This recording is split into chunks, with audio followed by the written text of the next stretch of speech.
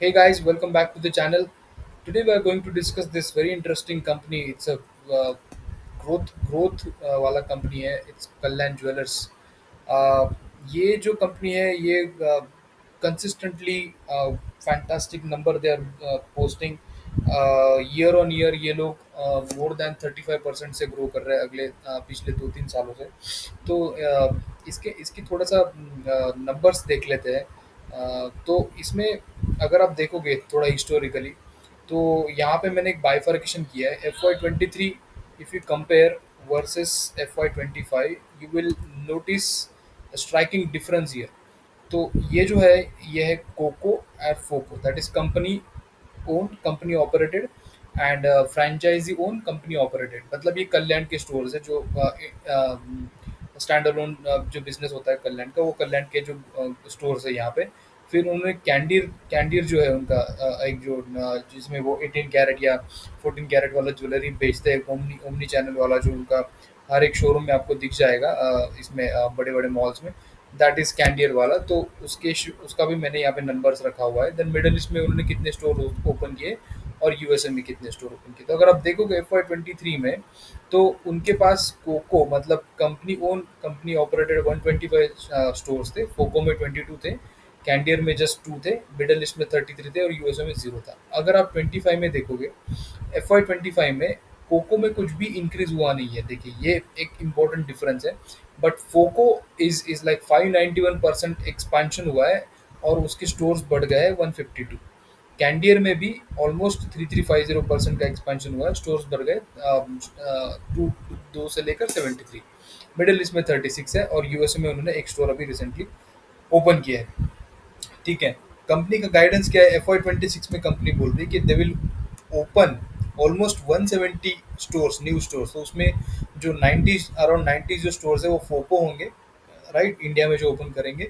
और ये 80 स्टोर्स जो है वो ये कैंडियर के होंगे, वो भी most of the stores will be under फोको model basically. तो ये है क्या बेसिकली ये फोको और फोको? तो एक्चुअली क्या होता है ना, जब ये कंपनी खुद के खुद के जो स्टोर्स चलाती है, मतलब they have to own the land and then operate the stores. तो उसमें क्या है ना, कंपनी को लैंड परचेस करना है, फिर इन्वेंट्री भी खुद ही उसमें इन्वेस्ट करना है, राइट, और स्टोर्स को भी खुद ही ऑपरेट करना है। तो उसमें इनिशियल इन्वेस्टमेंट बहुत ज़्यादा होता है। इसलिए कंपनी ने क्या क्या किया ना, 2021 के बाद they started expanding into this FOCO वाला थिंग। तो वो क्या करते हैं, फ्रेंचाइजी को ये देते हैं, और फ्रेंचाइजी जो है पूरा जो खर्चा है स्टोर का वो फ्रेंचाइजी उठाएगी, इंक्लूडिंग द इन्वेंट्री, है ना। सब कुछ वो फ्रेंचाइजी उठाएगी। और जो कल्याण ज्वेलर्स को क्या पे करना है, सिर्फ सैलरी पे करनी है, राइट। और जो स्टोर है वो as per the Kalyan jeweller के स्टैंडर्ड से चलाना है। तो ये बेसिकली विन विन सिचुएशन है दोनों के लिए, फ्रेंचाइजी के लिए और फ्रेंचाइजर के लिए भी, क्योंकि यहाँ पे प्रॉफिट शेयरिंग होता है, राइट।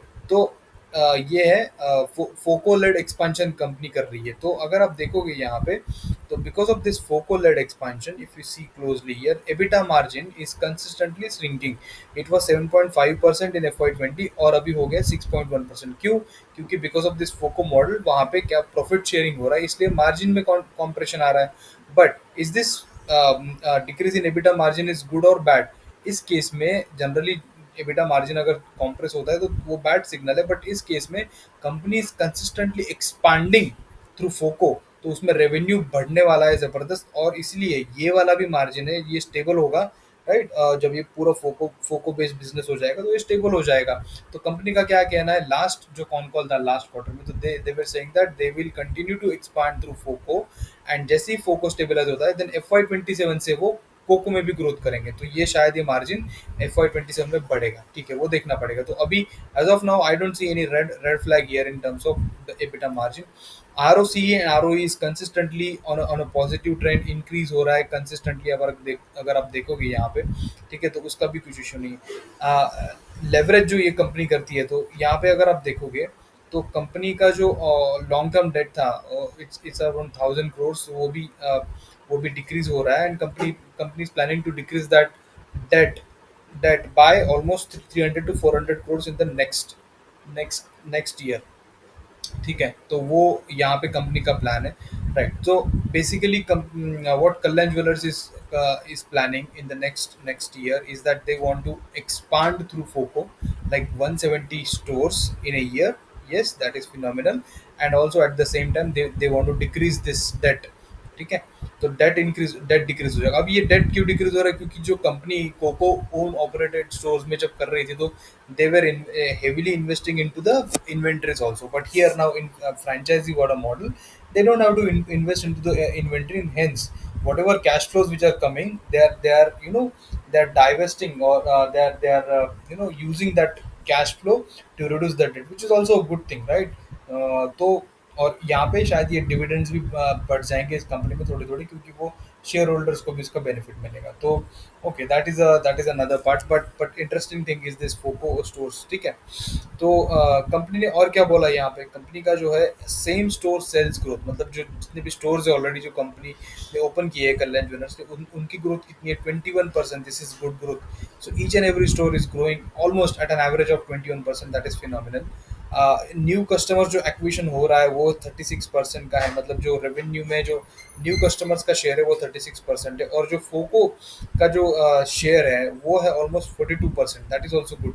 यही एक रीजन है, because of that the EBITDA margin are shrinking, right.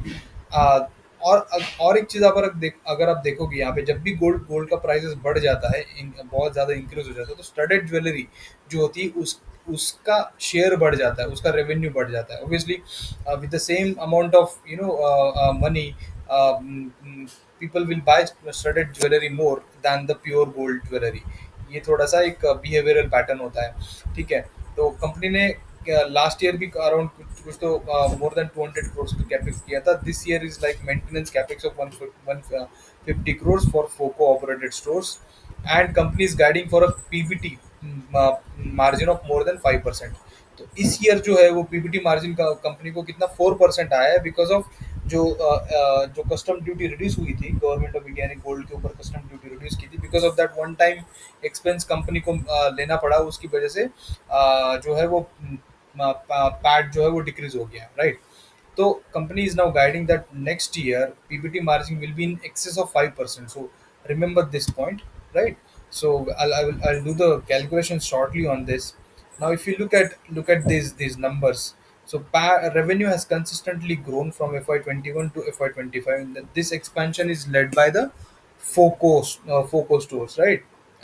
Now if you look at this EBITDA margin is consistently decreasing. I had told you the reason behind it. It is not bad, right? It is not bad to decrease, I mean decrease in the EBITDA margin, but आपको इसको अलग तरीके से देखना है, क्योंकि ये franchisee own company operated model में company is entering into it. Now if you look at the PAT margin is also slightly decreased in the FY25 because of 124 crore का जो इनको लॉस हुआ था because of the custom duty reduction, right. So that is also justified. All right. And ROA and ROCE का तो मैंने आपको बता दिया, दोनों पॉजिटिव ट्रेंड में. So I don't think there is any bad thing about these numbers. Now let's do a small calculation here. Right. Before going into that calculation, let me tell you this Q4 में what was the split, right? Split of so India business जो था वो almost it grew around 38%, Middle East grew around 26%, and Candier is loss making business, but the loss has been narrowed. तो initially loss बहुत ज़्यादा था, I think 70% का था, अभी नैरो हो गया. And company is saying that in FY26 this Candere will become positive, right? So yeah, it becomes positive. So let's track that. Now let's do a small calculation here. So what are the sales right now? Company का total sales कितना है? 25,000 करोड़ का sales है, right. तो कितने stores है company के पास? Around 388 stores है टोटल. अगर अगर कंपनी ये नए जो स्टोर्स है जो ऐड करना है कंपनी को, around 170 stores, if they add this 170 stores, the total number of stores become like 558. With the 558 stores, company will do, I mean based upon simple arithmetic calculation, company will do around 35,000 crores ka revenue, right? If they do 35,000 crores का revenue, that means it is a growth of 44%, right? So इसका थोड़ा conservatively भी अगर हम लेते हैं तो इसका 35% जो कंपनी कंसिस्टेंटली ग्रो कर रही है, it comes around 30,000 to 32,000, right. तो मैंने अभी 35,000 के हिसाब से ही पकड़ा है इसको. तो PBT margin, what company is guiding this year was around what 4% in FY25, right? And this is FY26. So PBT margin was around 4%. Now company is saying that in excess of 5% होगा, तो मैंने यहाँ पे 5% ही पकड़ा है for FY26. So for FY26 the PBT comes around 1700, मतलब 1800 करोड़ का ये आता है PBT, and PAT आता है according to 26% का अगर करते हैं एडजस्ट टैक्स लगा के, तो आता है 1300 करोड़ का. So on that 1300 crores, if I calculate the forward P on the basis of the current market cap, which is around 55,000, तो forward P आता है 42, which is very lucrative, right? And if I normalize that, normalize this P with normalize this PAT, right? This PAT to the P of 78, तो market cap आता है around 1,03,900. That means upside of could be 87%, which I believe. I mean, in the base case, or I would say in the best case. Worst case आप पकड़ सकते हो 50 to 70% upside from here. So this is my, I mean, my calculation, calculation based upon the valuation. I think I may be wrong, but you need to you need to take a call according to your understanding of this business, right? So these numbers looking good, and I'm really positive about this company. I'm really bullish on this company. Uh, so this is all about Kalyan Jewelers. If you like this video, give it a like, share, and subscribe, and do share with your friends also, so that they can also learn. Still then, I'll see you in the next video. Thank you very much.